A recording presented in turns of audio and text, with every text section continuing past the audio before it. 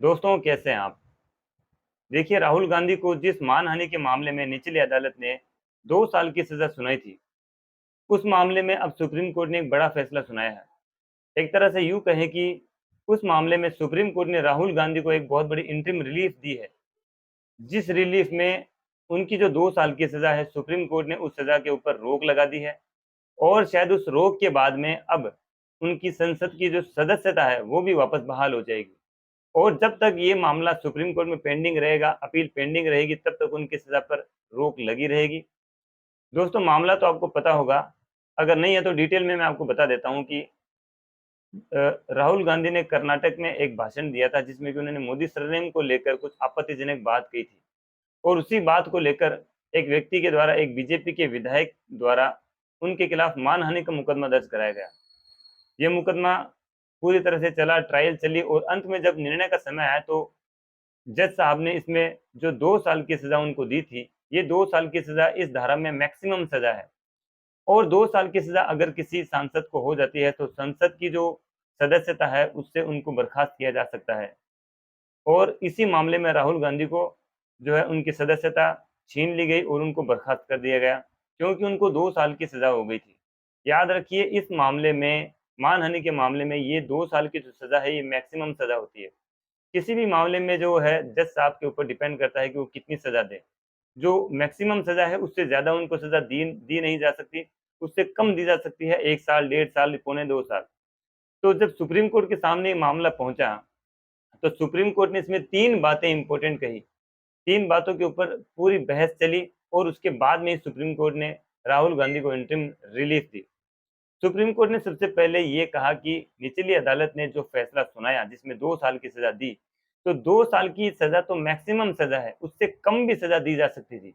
अगर एक दिन की सजा भी कम मिलती राहुल गांधी को तो शायद उनकी जो सदस्यता है संसद की वो नहीं जाती उनके हाथ से। निचली अदालत चाहे तो 1 साल की सजा भी दे सकती थी, 2 साल की सजा उनको देने की कोई आवश्यकता नहीं थी। और 2 साल की मैक्सिमम सजा क्यों दी गई राहुल गांधी को, इसके बारे में अंतिम निर्णय में कोई स्पष्ट उल्लेख नहीं किया गया है, कोई भी कारण नहीं दिया गया है, उचित कारण। और इसीलिए इस बिंदु पर चर्चा हुई और सुप्रीम कोर्ट ने ये सवाल पूछा कि 2 साल की मैक्सिमम सजा देने का कोई उचित कारण निचली अदालत के पास नहीं था। और उसके बाद दोस्तों, सुप्रीम कोर्ट ने ये भी कहा कि जब ये मामला हाई कोर्ट के सामने गया था, जिसमें कि हाई कोर्ट ने, आपको पता होगा, उस सजा को बरकरार रखा था, राहुल गांधी को इसमें कोई भी इंटरिम रिलीफ नहीं दी गई थी। तो हाई कोर्ट ने ये कहा कि जब सुप्रीम कोर्ट ने यह कहा कि हाई कोर्ट के पास में जब ये मामला गया तो हाई कोर्ट ने भी इस मामले पे गौर नहीं किया कि उनको 2 साल की मैक्सिमम सजा क्यों दी गई। और हाई कोर्ट ने इस फैसले को एज इट इज बरकरार रखा, उसमें कोई भी इंटरिम रिलीफ राहुल गांधी को नहीं दी गई। तो सुप्रीम कोर्ट ने यह सवाल भी पूछा कि जब किसी मामले में इतनी गंभीरता नहीं है तो उसमें आपको मैक्सिमम सजा देने का कोई उचित कारण अगर आपके पास नहीं है तो वो कोई भी उचित आधार नहीं बनता है। देखिए, मानहानि का मामला इतना गंभीर मामला नहीं है। ये सबसे पहले तो बेलेबल ऑफेंस है, इसमें आपको जमानत आसानी से मिल जाती है। और ये गैर संज्ञेय अपराध है, मतलब ये एक मामूली अपराध जिसको कहा जाएगा, संगीन अपराध नहीं है। इसमें तुरंत गिरफ्तारी की भी आवश्यकता नहीं होती।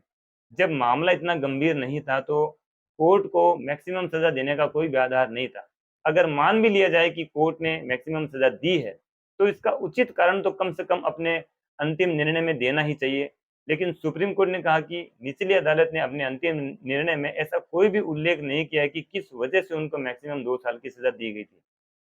और तीसरा पॉइंट सुप्रीम कोर्ट ने ये उठाया कि अगर मैक्सिमम सजा के कारण राहुल गांधी की सदस्यता चली जाती है संसद की, तो जिस क्षेत्र से वो सांसद बनकर आए हैं उस क्षेत्र के लोगों पर भी इसका प्रभाव पड़ता है। एक बड़ा क्षेत्र संसद का होता है, संसदीय क्षेत्र से वो आते हैं।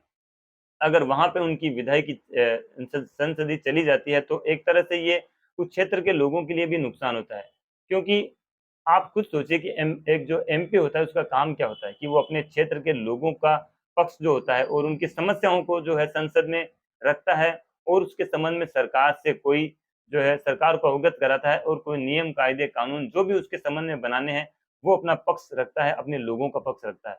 लेकिन अगर उनकी संसद की सदस्यता चली जाती है तो उससे उस क्षेत्र पर भी प्रभाव पड़ता है, उस क्षेत्र पर भी असर पड़ता है।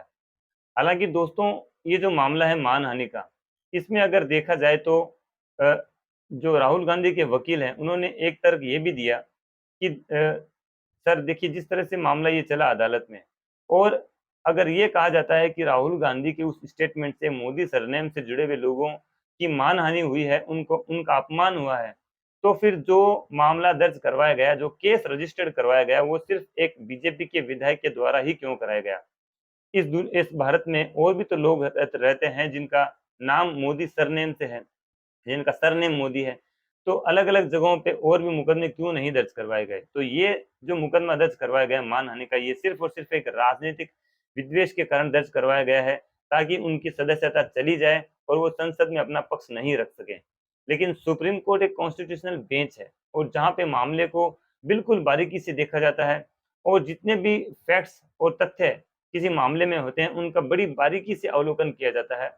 इसीलिए सुप्रीम कोर्ट देश की सर्वोच्च अदालत है। आज सुप्रीम कोर्ट ने इस मामले में राहुल गांधी को बड़ी राहत दी है।